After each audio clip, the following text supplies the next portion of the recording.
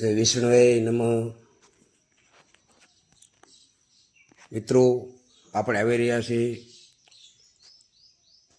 ગામ બિલખા, તાલુકો જુનાગઢ, જિલ્લો પણ જુનાગઢ. આપણે નિહાળી રહ્યા છીએ શેલિયા ધામ બિલખા. વર્ષો પુરાની કહેવત છે કે જ્યારે દાનેશ્વરી કર્ણ સોનાનું દાન કરતો અને એના મોક્ષ માટે સુરત શહેરની પવિત્ર ભૂમિ પર હથેળીમાં કૃષ્ણ ભગવાનને બાળી અને સ્વર્ગમાં મોકલે છે, ત્યારે તેને સોનાની થાળીમાં જમવાનું, સોનાની તમામ ભોજન વ્યવસ્થા સોનાની આપે છે. સોનું ખવાતું નથી, આવું ખ્યાલ છે આપણે બધાને. એક મોહ છે સોનાનો, પણ ભોજન માટે સોનું લેવાતું નથી એ બધાને ખ્યાલ છે. ભગવાન વિષ્ણુને સ્તુતિ કરી અને કર્ણ વિનવે છે કે પ્રભુ સોનું ખાવામાં આવતું નથી. ત્યારે કહેશે કે ત્યારે પુનઃજન્મમાં દાનેશ્વરી કર્ણ તરીકે તે સોનાનું દાન કર્યું છે. તેને પણ હવે ખ્યાલ આવ્યો.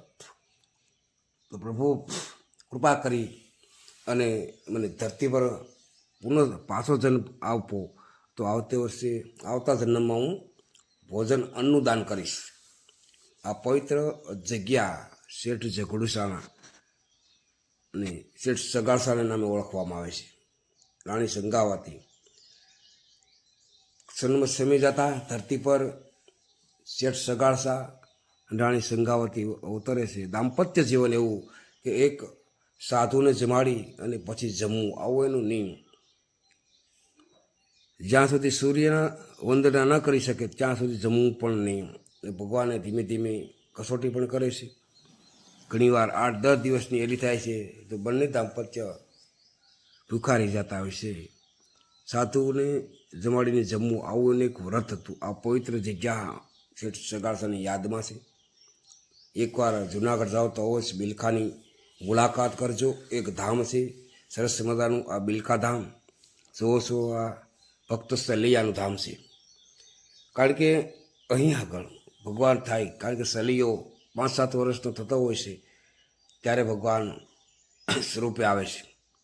એક બાવાના સ્વરૂપે એને ગામની બહાર બેઠી છે શેઠ સગાસા અને સંગાવતીની કસોટી કરવા માટે. તો આ પવિત્ર જગ્યા એ જ છે શેલિયા ધામની. અહીંયા સંગાવતી મહાદેવની પૂજા કરતા, પ્રભુની, વિષ્ણુની, અને આ જગ્યા પર પવિત્ર જગ્યા પર રહેતા હતા. આ જગ્યા પર આપણે જોઈએ છીએ સંગાવતી રાણીમાં, સંગાવતી, શેઠ સગાસા અને વિષ્ણુ ભગવાનનું ભવ્ય મંદિર છે.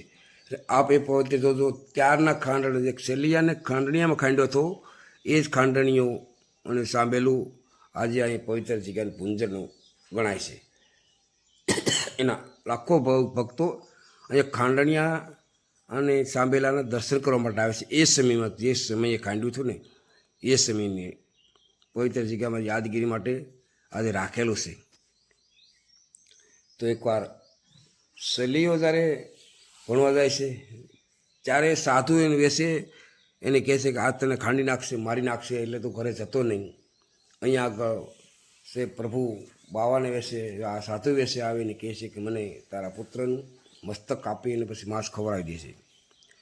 ત્યારે શેલિયા પાસે બીજું સ્વરૂપ લઈને જાય છે સાધુ કે આજે તું જતો નહીં ઘરે, તને મારી નાખશે તારા માતા પિતા, પણ એક કારણ કે જનિતા જણતો એવો જગ જે ભક્ત દાતા કાસુર નત્રે જે વાણતાનું મત ગુમાવીશ નૂર. આજ એ જ સાંભળેલું છે આપ જોજો નજર નરી સાથે, કે જેમાં શેલિયાનું મસ્તક ખાંડવામાં આવ્યું છું.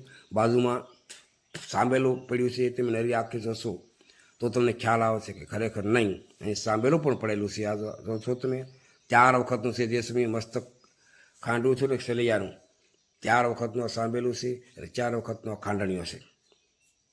તો અવશ્ય એકવાર તમે બિલખા ધામ જાજો, કારણ કે આ પૌરાણિક અને સાત્વિક સત્ય ઘટના છે, કોઈ કાલ્પનિક નથી. આજની તારીખમાં શેઠ સગાસા અને બિલખામાં અનેક લોકો એના દર્શન કરવા માટે જઈ રહ્યા છે. અને જાશો તો અવશ્ય એકવાર મુલાકાત તમે આની કરજો. અને જ્યારે મસ્તક વાટીના સાધુને જમાડવામાં આવે છે, છેલ્લે આ પવિત્ર જગ્યા છે, અવશ્ય અલૌકિક પ્રાકૃતિક સૌંદર્ય પર છે. અહીંયા આગળ બાજુમાં સરસ મજાનું તળાવ પણ છે. અહીંયા 2 ટાઈમ ભોજન પણ તમને જમવામાં આપે છે, રહેવાની પણ સુવિધા છે યાત્રિકો માટે. એટલે અવશ્ય મુલાકાત કરજો. જય વિષ્ણુદેવી.